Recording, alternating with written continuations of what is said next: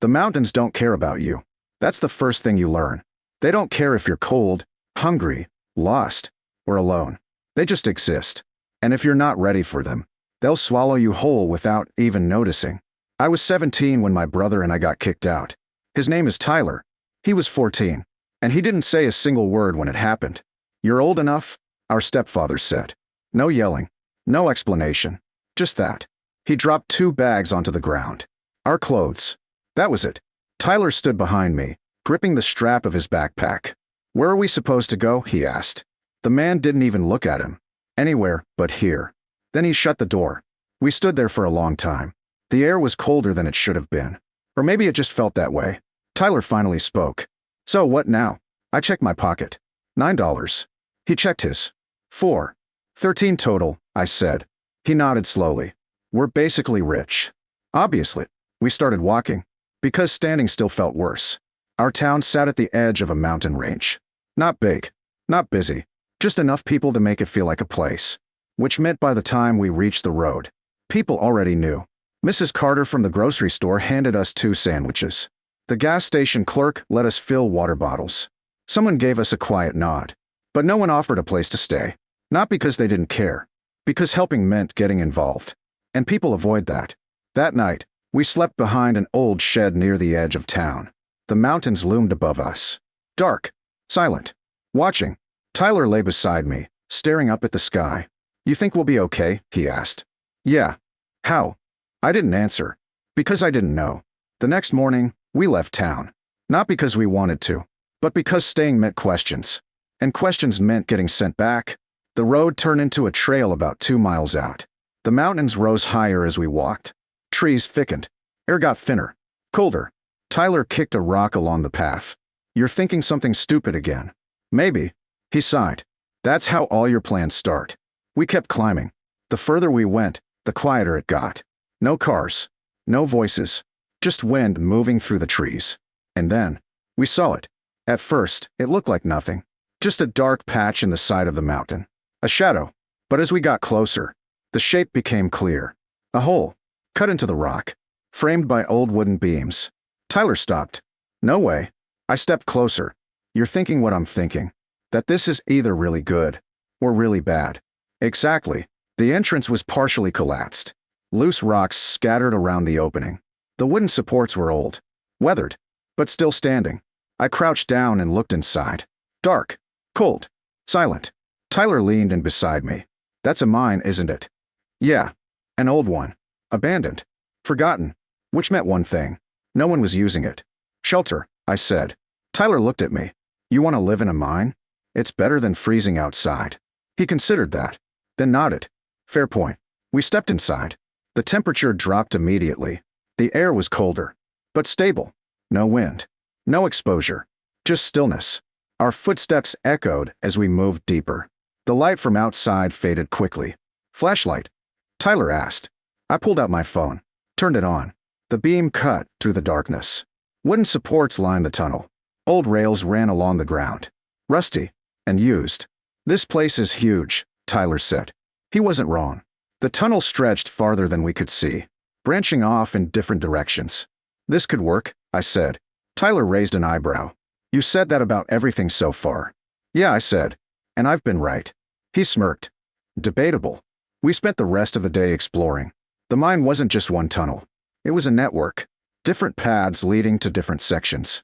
Some collapsed. Some still open. We found a chamber about 50 feet in. Wide enough to stand comfortably. Dry. Protected. "This is it," I said. Tyler looked around. "You're serious?" "Yeah." He nodded slowly. "Okay." That first night, we slept inside the mountain. The cold was still there. But it didn't bite the same way. The rock held the temperature. Blocked the wind. For the first time since we got kicked out, we had something that felt like shelter. Tyler lay back, staring at the ceiling. "You realize something?" he said. "What?" "We went from having nothing." He gestured around us. "To having this." I nodded. "Yeah." He smiled. "Not bad." The next morning, everything changed.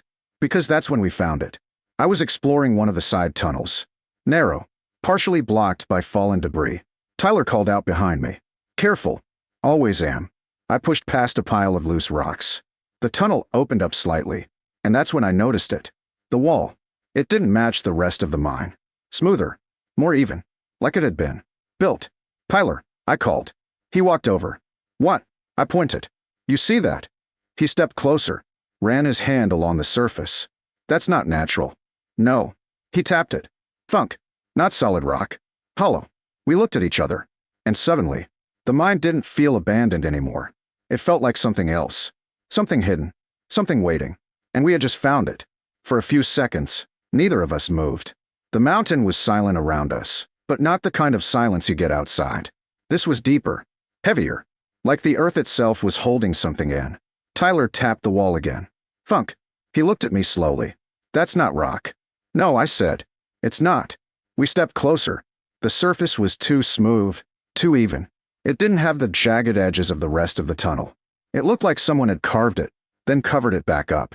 Tyler brushed dirt away with his sleeve. There's a seam. I leaned in. He was right. Barely visible, but there. A thin line running vertically through the wall. A break. An opening. My heart started pounding.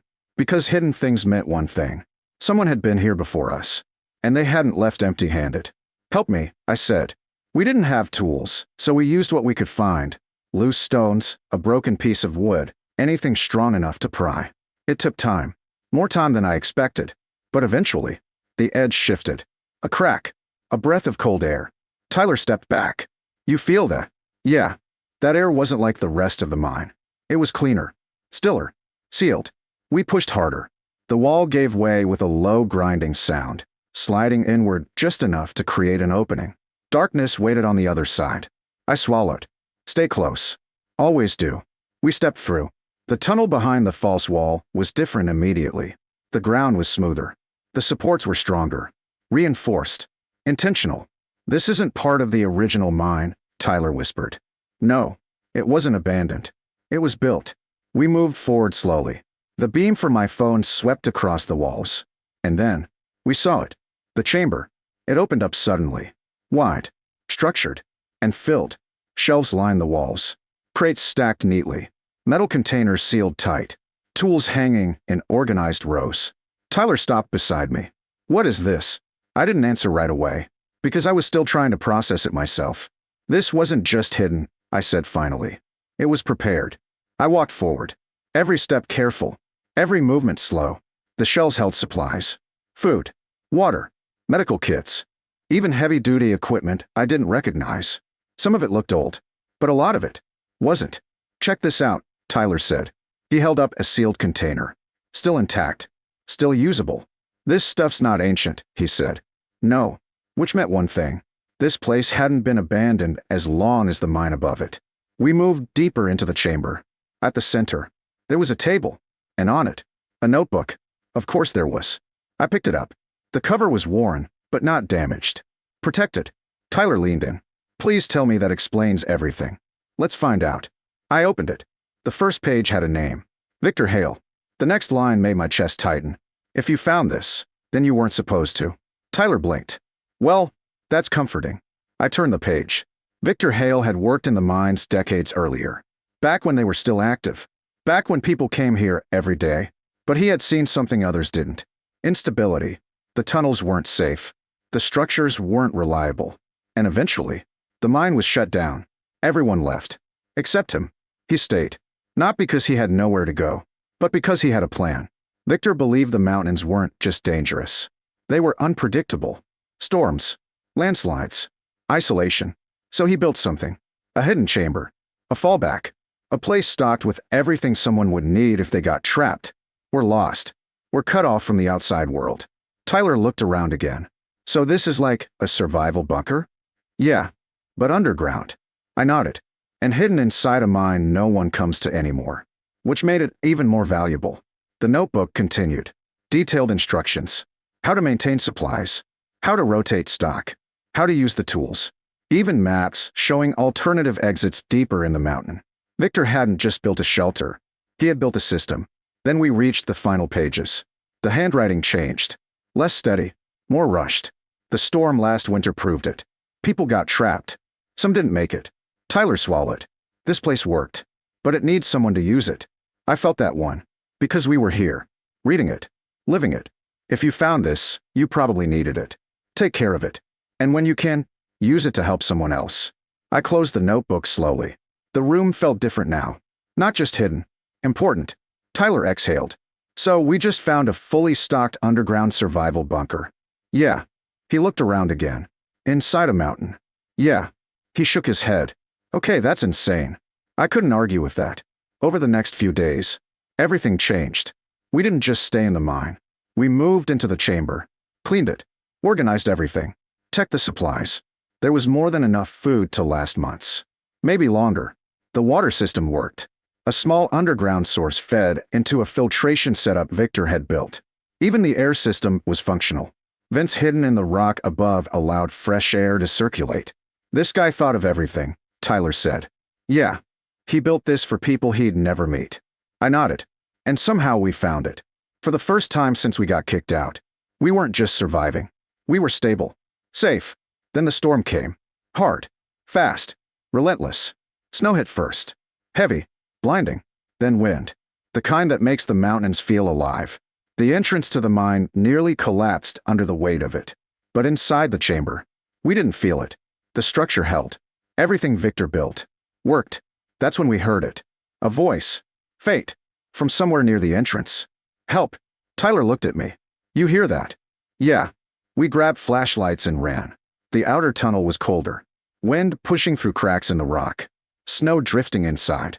Then we saw them. 2 hikers. Disoriented. Freezing. They stumbled toward us. Over here. I shouted. They followed the light. We guided them inside. Through the tunnels. Past the false wall. Into the chamber. The moment they stepped in, they froze. Not from cold. From shock. What is this place? One of them asked. A second chance, I said. We gave them food. Water. Blankets. And for the first time, I understood something. This place wasn't just for us. It was meant for this. The storm lasted 3 days. But no one inside that chamber went hungry. No one froze. No one got hurt. When it finally passed, the mountain looked different. Covered in snow. Silent again. But the mine still stood. That evening, Tyler and I sat near the entrance, watching the last light fade across the peaks. You realize something? He said. What? We didn't just find a mine. I looked back at the tunnel. At the hidden chamber.